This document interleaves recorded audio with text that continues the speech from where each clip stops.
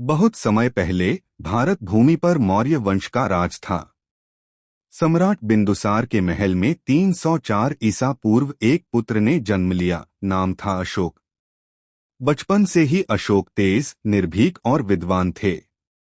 तलवार, धनुष बाण और युद्धनीति में उनका कोई मुकाबला नहीं था। उनकी वीरता देखकर उन्हें चाणक्य नीति पढ़ने का अवसर मिला और जल्द ही वे साम्राज्य के सबसे ताकतवर सेनापति बन गए। कौरवियों का योद्ध अशोक को मौर्य साम्राज्य के विद्रोही और सीमावर्ती इलाकों को शांत करने का आदेश मिला। उनकी तलवार की धार और दिमाग की चाल से विद्रोही थर्राने लगे, लेकिन उनके भीतर कहीं न कहीं एक कठोर, निर्दयी शासक की छवि भी बनने लगी थी।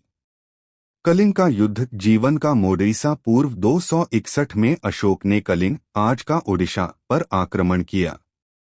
यह युद्ध भयानक था। लाखों सैनिक मारे गए, खेत खून से लाल हो गए और चारों ओर मातम छा गया।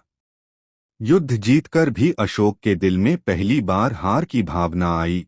अपने ही देशवासियों के शव देखकर उनकी आत्मा कांप उठी।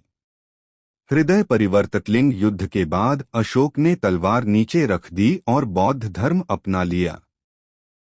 उन्होंने हिंसा छोड़कर अहिंसा, करुणा और धर्म का मार्ग चुना। वे अब केवल विजेता नहीं, बल्कि धर्म अशोक बन गए। धर्म का संदेशवाहक अशोक ने अपने साम्राज्य में न्याय, समानता और शांति को फैलाया। जगह जगह स्तंभ और शिलालेख बनवाए, जिन पर नैतिक शिक्षा और सदाचार के उपदेश लिखवाए। उन्होंने श्रीलंका, नेपाल, अफगानिस्तान और दूर दूर तक बौद्ध भिक्षुओं को भेजकर शांति का संदेश फैलाया। अंतिम दिन, अपनी अंतिम सांस तक अशोक ने सत्ता को जनकल्याण का साधन माना।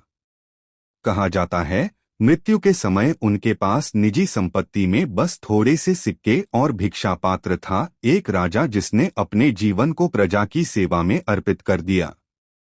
सम्राट अशोक की कहानी हमें यह सिखाती है कि असली महानता युद्ध जीतने में नहीं, बल्कि दिल जीतने में है।